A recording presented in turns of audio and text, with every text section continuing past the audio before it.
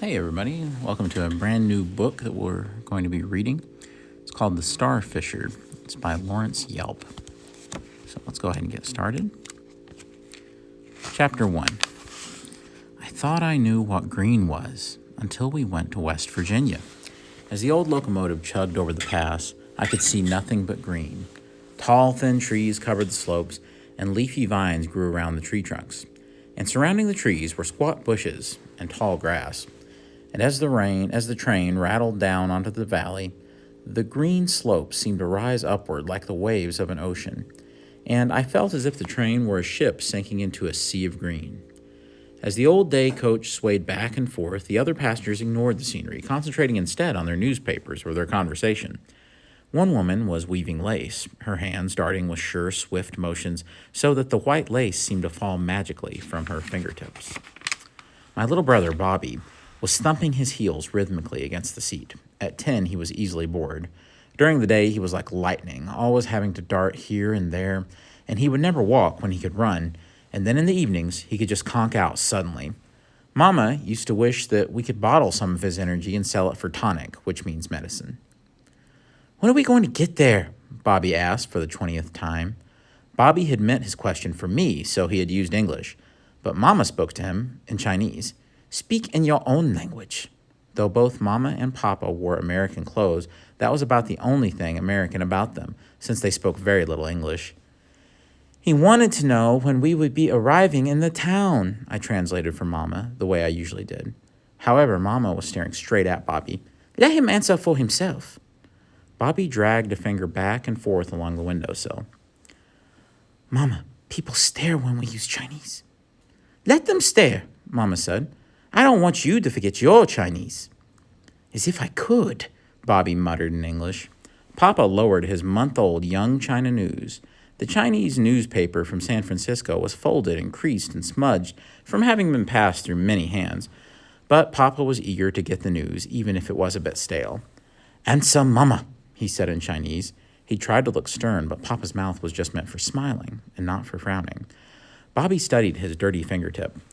I just wanted to know when we were going to get there. Soon, Papa said, and tried to go back to his newspaper. Don't slouch.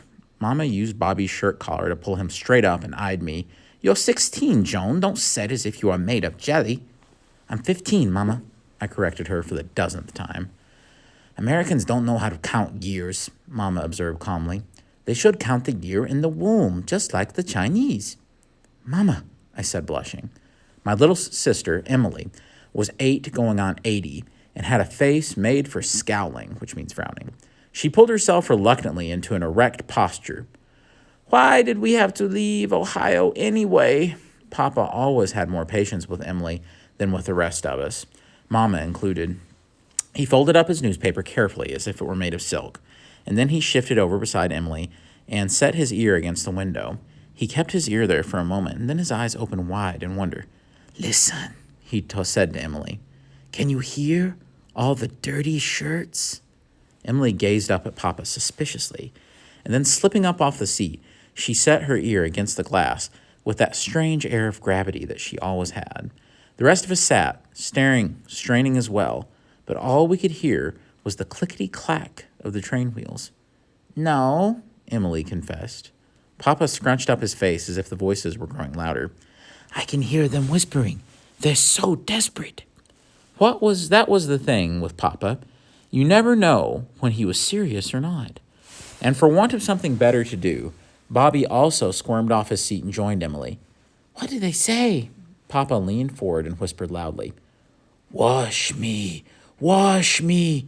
Mama pulled Bobby back down beside her and shoved Emily back to our seat. They had better be dirty shirts, Mama declared. The move has taken most of our money. Papa didn't say anything. In fact, he didn't even dare look at Mama, and he seemed glad when the conductor waddled through the aisle.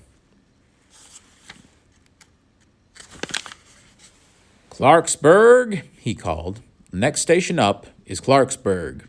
The lace-maker put away her things, and taking out a hat like a huge plate, began to fasten it to her hairdo with a pin as long as her arm. Papa seemed glad of the distraction as he got up and began to take our things from the luggage rack overhead. Papa had already brought down the furniture and the heavy laundry equipment, so all we had were our personal belongings. When I saw what Papa was doing, I got up as well to give him a hand. I stood with my feet slightly spread to keep my balance as I began to convey the things to the aisle. I'm glad we left, I said, trying to help our Papa. Ohio was full of ugly factories and smoke. Ohio, Emily said, scowling from her seat, was full of places that showed moving pictures. Emily had especially taken to the new moving pictures and stated often and loudly that she was going to be a cowgirl someday. Guys, if you don't know what moving pictures are, that's what they used to call movies. Our old laundry was tiny, but our new laundry will be big. There's more room for business and more room for us. Papa always liked to see the sunny side of things. Mama was checking around and under the benches to make sure that we hadn't left anything. But there aren't any other Chinese, Mama complained. She always liked to see the shady side of things. Huffing and puffing, the train eased into the tan stone station. Setting aside the larger suitcases for himself and Mama, Papa motioned for me to take the next largest suitcase. They'll come. If you have one successful laundry, other Chinese will want to copy us. With one hand on the back of the bench for balance, Mama rose unsteadily. And then they'll cut into our business. She adjusted my posture with her hand. Now stand up straight. Don't slouch like some loafer. Papa had a penchant for parades. He not only liked to organize them, but liked to march in them. So he set us up in a line with a basket for Bobby and an even smaller carpet bag for Emily to carry. Any strength is a weakness, Papa observed grandly, and any weakness is also a strength. You and your philosophy books, Mama sniffed. We made our way along the aisle and down the railroad car steps onto the wooden platform. A few other people had gotten off in Clarksburg, among them the lace maker with a small valise. On an old wooden bench in front of the station lounged a man with red hair. He was wearing old coveralls, but the bib barely contained his huge stomach. Taking a can from a pocket, he took out a pinch of snuff with all the regal majesty of a king and stuck it under his tongue. Darn monkeys, he said, staring at us. Mama turned to me sharply. What did he say? She asked. Papa spoke even less English than Mama, but he could read the man's expression. Never mind, just ignore him. That kind doesn't even have a spare shirt to wash. As we began to walk along the platform, I glanced behind me, looking over Bobby's head at Emily. That's right, I said meaningfully. We don't want any trouble. Emily gazed at me, the picture of innocence. Bobby wouldn't think of it, she said sweetly. In the meantime, though, Mr. Snuff had began to swear, and the more he swore, the louder he got, like a dog working up its nerve to bite someone. As they neared the man, Mama and Papa both kept their eyes straight ahead. I tried to copy their example, but it was hard because passing by him was like trying to walk near the edge of a volcanic crater. I knew, though, that Bobby would do the same, but I wasn't sure about Emily. Too late. I regretted that I had even followed her. Mama and Papa had just started down the platform steps to the street when I heard Mr. Snuff shout out in pain. Whirling around, I saw Emily with her heel on his foot. We all wore big, ugly shoes that were as heavy as rocks, the kind that Mother called sensible. As Emily had passed, she had stepped on Mr. Snuff's foot on purpose. Emily asked innocently. Why, you little monkey, I'll teach you to watch where you're going. Mr. Snuff swung up a hand that looked as big as a shovel. I dropped the suitcase on the platform and I darted in between Emily and the man. Sorry, mister, sorry. I smiled at him apologetically. My sister, she's a little simple, I added with a glance at Emily. Even stupid. Mr. Snuff lowered his hand slowly. She talks American? Of course we do, Emily snapped. We were born here. We go to American schools. Mr. Snuff's jaw dropped open. They both talk. Turning, I could see Emily's mouth twisting open for some angry retort. Quickly, I clapped my hand over her mouth. Don't drool, dear, I said, and I kept my hand over her mouth. Quit it, Emily mumbled and tried to step back, but I stayed stuck to her like glue. Still with my hand over her mouth, I leaned over to whisper fiercely in her ear. You say another word, and I'll pinch you so hard that you won't ever sit down again. And I began to back along the platform, dragging Emily with me. Somehow, Bobby had picked up my suitcase along with his own basket. He staggered after us as I rushed Emily towards the platform steps. "Wait," my little sister kept mumbling in both Chinese and English. "Wait." But I wouldn't give her a chance. Instead, I spun her around and practically carried her and her carpet bag down the steps and onto the street. On the sidewalk, Mama and Papa had just noticed that we were missing. Looking over her shoulder at us, Mama scolded, "Don't wander. This is a strange city." "Well, you don't know how strange," Emily grunted and began to swing her feet in the air. "Put me down, Joan." Papa came back toward us with his hand held out. "She's just an itty-bitty thing for that big old bag." Emily made a face at me as she handed the bag to Papa, and I'm afraid I made a face back as I retrieved my suitcase from Bobby. We walked along the sidewalk past small box-like houses. There were white picket fences and little patches of vegetables. Flowers grew in window boxes, glowing with bright colors in the warm afternoon sun. Compared to the industrial town that we had left in Ohio, everything looked neat and cozy as a toy town built out of blocks. "Each house has clotheslines," Mama said to Papa. Papa gave a laugh. "Certainly they can wash, but—" He arched his eyebrows up and down at Mama. "Can they iron? And," he paused dramatically, "can they starch?" At the corner of a block, Papa stopped beside a whitewashed fence that rose only as high as his waist. Beyond the gate was a brick building with white columns on either side of the big doorway. Old maple trees grew like sentinels, almost up to the rooftop on the second floor. "Is that it?" I asked, awestruck. No, that belongs to our landlady, Miss Lucy." Papa led us down the cross street to the smaller white building. "This is it," Papa announced. Bobby craned his head back as he oogled the building. "Well, this is still pretty big." But Emily halted dead in her tracks and gawked at the sign. Then she spun on a heel and glared accusingly at Papa. "It says school." "Well, it was a private school that was run by Miss Lucy, but when she retired, she closed it down, so she was glad to rent this big old place to us." Setting down the bags, Papa fished a key out of his pocket. "It's got all the space we need for our washing the whole state of West Virginia.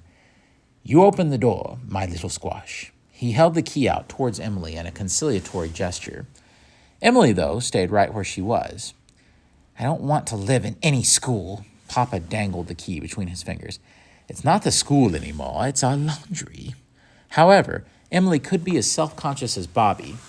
Beyond that, I think the incident with the man at the station had made her dislike this place even more than before, so she was glad to find some excuse for leaving. "It's like living in a jail." Papa sat her suitcase down smartly. "People," she declared, "not a building, make a home." Taking the key from Papa's fingers, she opened the gate, marched up the steps, and put the key in the lock. It stuck for a moment, and Mama struggled with the key. Suddenly, her forehead creased in worry. "Oh, I hope this isn't the sign." All of us, Mama could be very superstitious. Papa followed her up the steps and stood beside her. "The only thing that it's a sign of is that the lock is rusty." He wrapped his long, elegant fingers around her wrist. Fingers that were better suited to painting and calligraphy than to being thrust into boiling hot water. With Papa's help, Mama managed to turn the key in the lock so that the door swung open with a loud creak. There was a dim hallway that seemed to stretch on forever with rooms on either side. With a dreamy smile, Papa began to point. "We'll have the counter in the front, and back there along the wall we'll have the shelf for the parcels." He indicated another room. "We'll use the next room for drying, and the room beyond that for washing." I staggered through the gate. "Well, where will we sleep?" "Upstairs." Papa motioned for us to come inside with great sweeping motions of his arms. "You and Emily have a classroom as big as the train depot, and Bobby has a room that could be used as an office." Bobby walked up on past Emily, the basket banging against his legs. "Are you coming?" Emily folded her arms resolutely around her stomach. "Nope." "Show Bobby his room," Mama said. "Well, I'll take care of things here." With a sigh, I set my suitcase inside the doorway. "You go up with Papa," I said to Mama. We could already hear Bobby's happy shouts floating down the stairway. Mama started inside but stopped. "We'll leave a pillow and a blanket out here," she said to Emily. I finished transferring the bags into the safety of the hallway. Papa had already gotten out his hammer and nails and was beginning to knock a counter together from scraps of wood. All the while, Emily had stood in the middle of the sidewalk, glowering like a miniature gargoyle. For once, she seemed determined to be more stubborn than Mama. I didn't want to leave her alone in a strange town, so I took a book from my coat pocket, and then taking off my coat, I set it down on a step as a cushion. Emily stood curiously on tiptoe, as if that could help her see the book. "What book is that?" I held up the cover, up for her to see. "Frank Meritwell. It was a gift from Agnes. Agnes is, or rather was, my best friend in Ohio." "Read to me," Emily ordered imperiously. "When I have read out loud, it takes too long." I patted the step beside her. "But you can read over my shoulder," I coaxed. "I'll even wait for you to finish before I turn the pages." But I couldn't lure Emily even that far. "Nope. Suit yourself, misery," I said, and I began to read despite Papa's hammering, but I kept one eye on Emily. As people passed in the street, they stared at us, but did not say anything. More and more, I began to feel as if the man on the platform had been right. In this town, we were like monkeys in a zoo, and out on the sidewalk, Emily began to look small and scared, as if she felt like the only other monkey in the zoo. Chapter 2. When I saw the woman, she reminded me of a bird. Though her hair was white with age, she walked with small, quick, lively steps. She was dressed in a long skirt that reached to the sidewalk almost, and she wore a little jacket with a kind of cape that was fastened in front with a large cameo brooch. Those were huge. There was a huge hat pinned to her head as well, and she carried a big basket over one arm. When she saw us, she cocked her head to one side and leaned forward, the feather on her hat nodding. Her free hand tilted up the pair of wire glasses perched on her nose as she looked us up and down. "Hello, are you my new neighbors?" She sounded as if she were talking to someone her own age. Emily glanced around, but at that moment, we were the only ones on the street. The woman pursed her lips for a moment and then tried again. "Do you speak English?" Her eyes were bright with curiosity. Putting away my novel, I got up. "Yes, ma'am." She smiled at me and then put her hand under Emily's chin and studied her face. "Oh, goodness, what a cookie face." Emily stared up at her in fascination. "Cookie face?" She studied Emily with the grave face of a doctor by a dying patient. "What that face needs is a cookie. Then you'll start smiling." Pinned by a chain to her jacket was a little watch with a gold knob at the top and a porcelain back with soft pink roses painted on it. When she straightened up, she glanced at the watch. "It's almost 4. Won't you come and have some tea?" I suddenly realized how thirsty I was, and from the way Emily was licking her lips, I knew she was too. But before she could speak up, I did. "Thank you, but I don't think we can." The woman's free hand darted to the handle of her basket so that she could hold it in front of her. "Ooh, what intelligent children. Of course you shouldn't if you don't know me. I'm Miss Lucy Bradshaw, your landlady, and I live right next to you."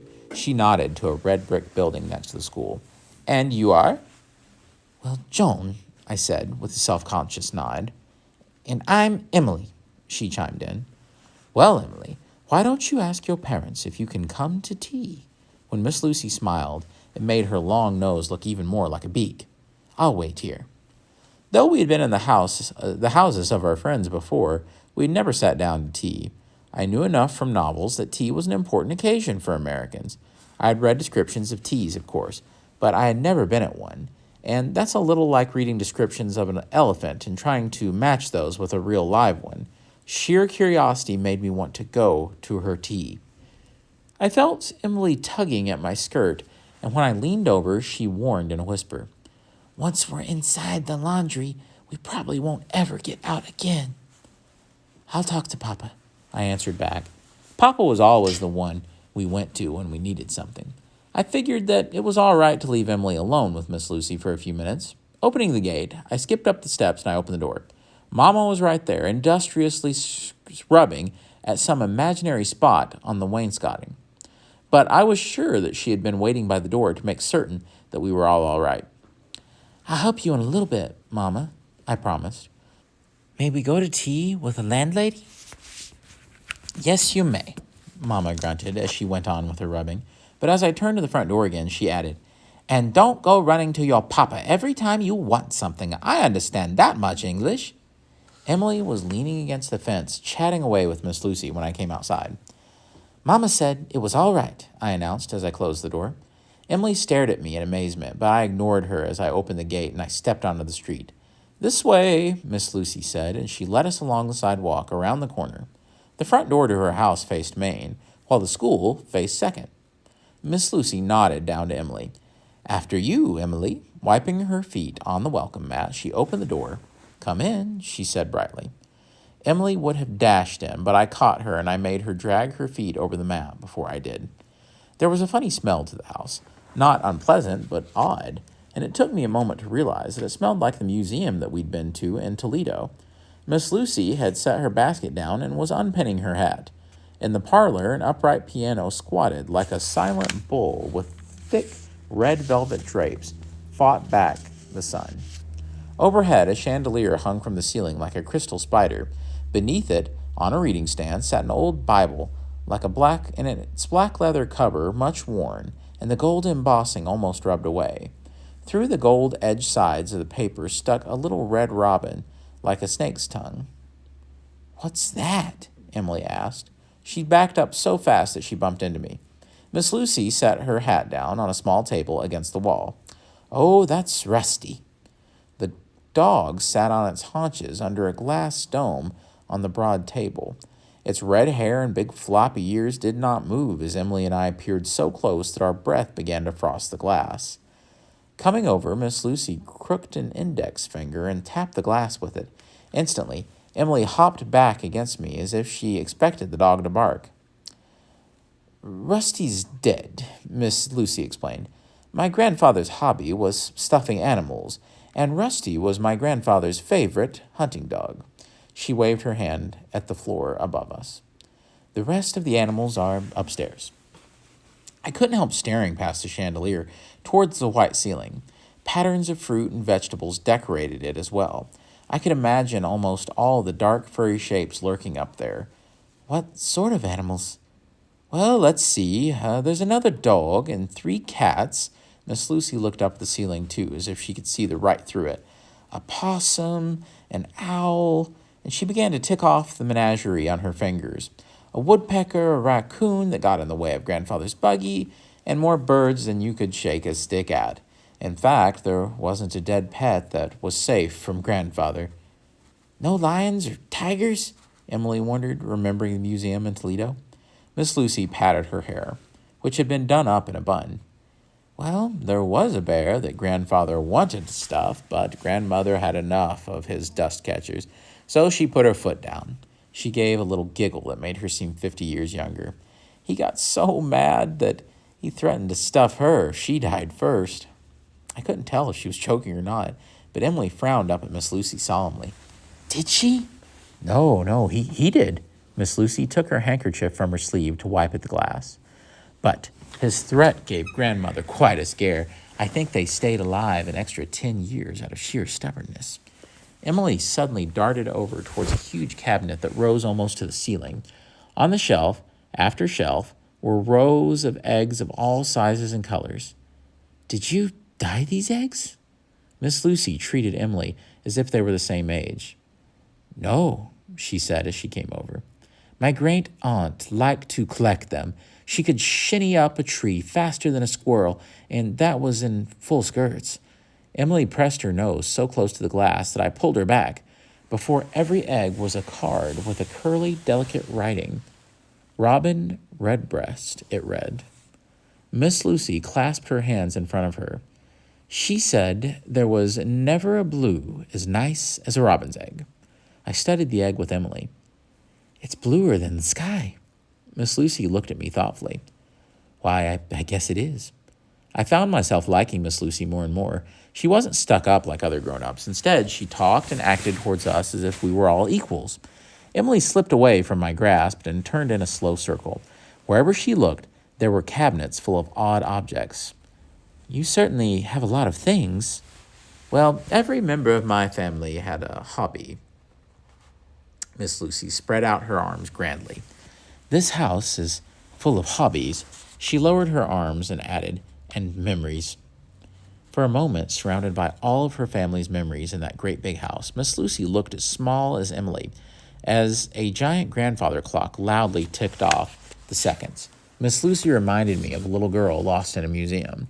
Suddenly, I felt sorry for her. I knew that she must feel lonely, maybe as lonely as I had felt in the street. What's your hobby?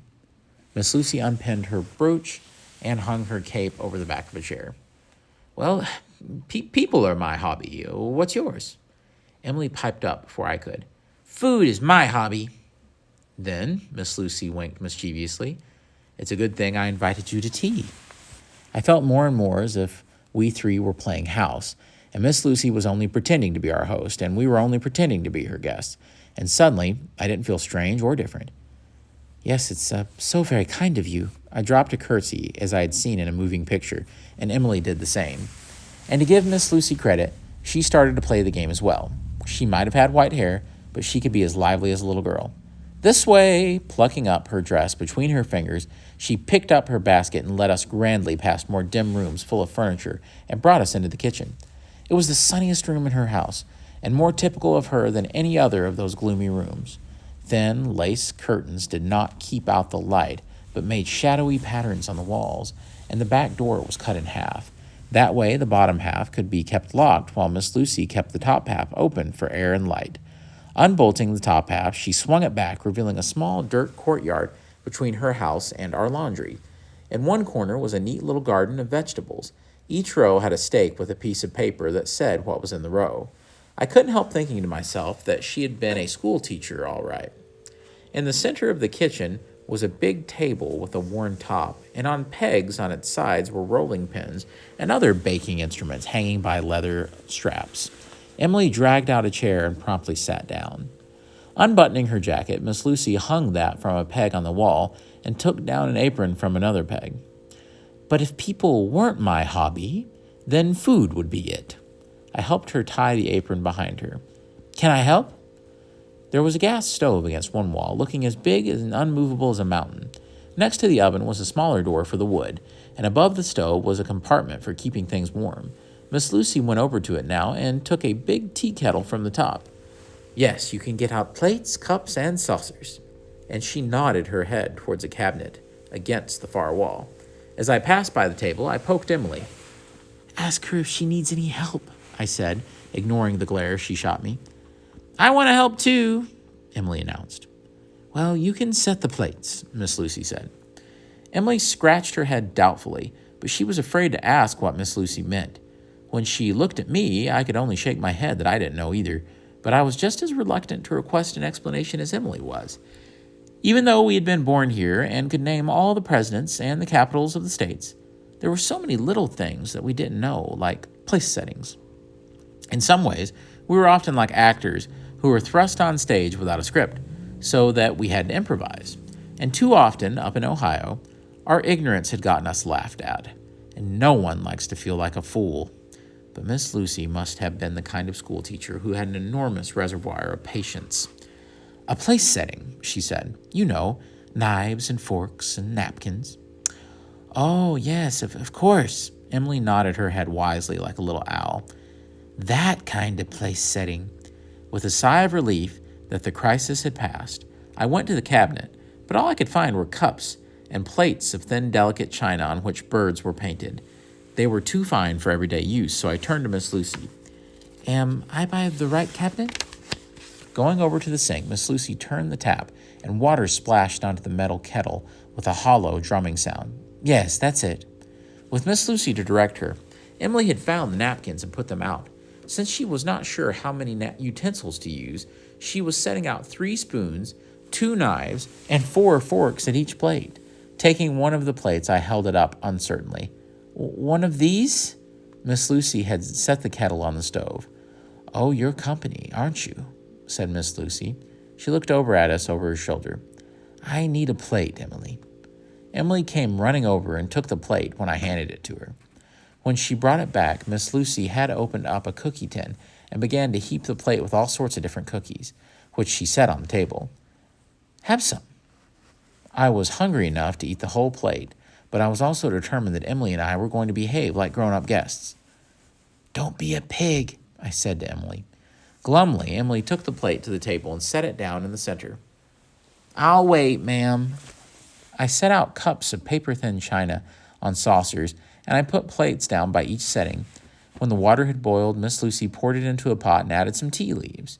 Then, when she had brought the teapot to the table and sat down, Emily, who had not taken her eyes from the plate, asked in Chinese, "Now can I eat?"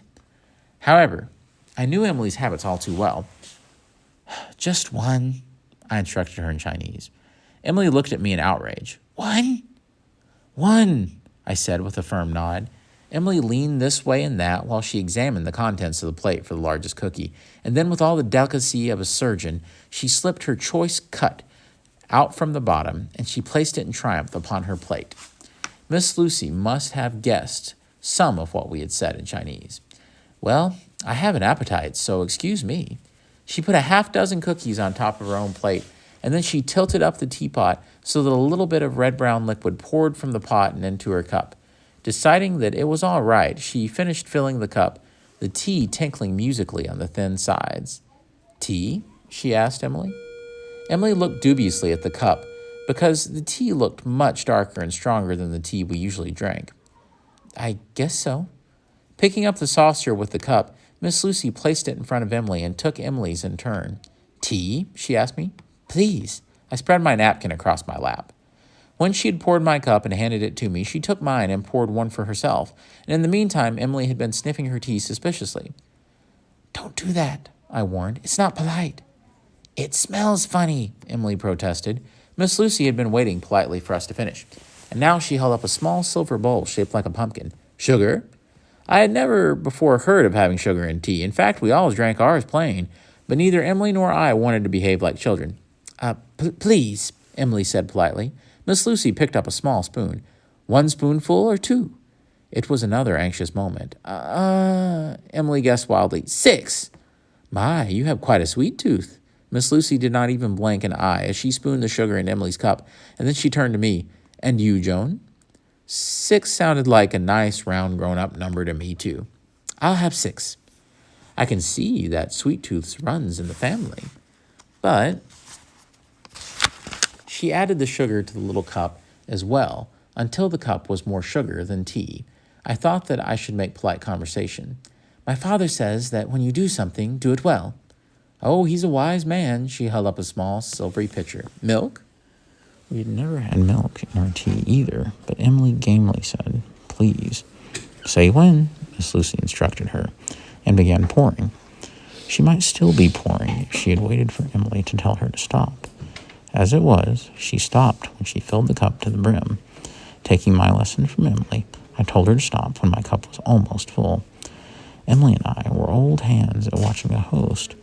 When Miss Lucy put only 1 spoonful of sugar and a dash of milk into her tea, we both realized our mistakes. And when she stirred her cup, we tried to imitate her. But stirring was a bit harder for us at first with all the sugar inside the cup. Nonetheless, the spoon rang against the sides like a clapper and a delicate bell. And when she raised the cup, she put out her little finger. With a glance at me, Emily stuck out her pinky and raised her cup, and I did the same. The tea was sweet enough to make my teeth shiver, so I put my cup down. Emily, however, had quite the sweet tooth and went on drinking.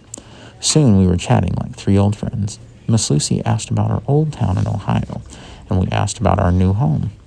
It had been the birthplace of the Confederate General, Stonewall Jackson. She asked about my family, and we asked about hers. She had a great-grandfather who'd fought in the Revolutionary War. Emily and I were both feeling very proud of ourselves when someone knocked on the door. Immediately, Miss Lucy became a grown-up again. "Excuse me," she said, dabbing her napkin at her lips. She put it on the table and went to the door. "Yes?" Miss Lucy asked in a friendly way. "Excuse me, I thought I heard my sisters." It was Bobby. "My mother sent me here for them." "Of course, they're right here." Miss Lucy opened the bottom half of the door and stepped aside so that Bobby could see us. The game was over, but Emily wanted to finish it right. She held up her teacup. "I'll be with you as soon as I finish my tea." "You're coming home now." An exasperated Bobby stormed into the kitchen and grabbed Emily's hand. Embarrassed that her brother was treating her like a child, Emily got so angry that she forgot her manners and tried to kick him. "Let go." But Bobby pulled stubbornly. "We can't start dinner until you're home. Watch out," I said, getting up from my chair. To my horror, I saw the fragile cup slip out of Emily's hand. It seemed to fall in slow motion, the tea flowing out of the cup itself tumbling through the air. Bobby tried to catch it, but his hand moved even slower. It crashed with a tinkling sound. Dozens of pieces sprayed across the floor. "You broke it," Emily wailed. Bobby had grown very pale while I knelt down right in the tea and began picking up the pieces. "We're sorry," I said to Miss Lucy. "We'll do chores until we pay you back." "That would probably take us into next year from the look of that exquisite cup." "Oh, fiddlesticks." Miss Lucy had gotten a broom. "I have tons of cups that are just like that." She tapped me with the broom straws, and I stood up. Collecting china was my mother's hobby. That only made me feel worse, though. "Then it must have some sentimental value," I objected. "New memories are just as good as old ones. I haven't had such a nice tea in ages." She winked at me as if our game were our special secret, and I knew the little girl was still there inside Miss Lucy. She was just hiding from Bobby and the rest of the world. I tried to play the grown-up guest. "Then," I said with a polite smile, "we must have tea again." Miss Lucy smiled. She seemed glad of any excuse to smile. She started to open her mouth to answer when her nose began to twitch. Surprised, she rubbed it. "Goodness, I smell smoke." "It is smoke," Emily said and pointed. Spinning around, I saw smoke pouring from the schoolhouse across the courtyard. "Fire!" I shouted and dashed outside.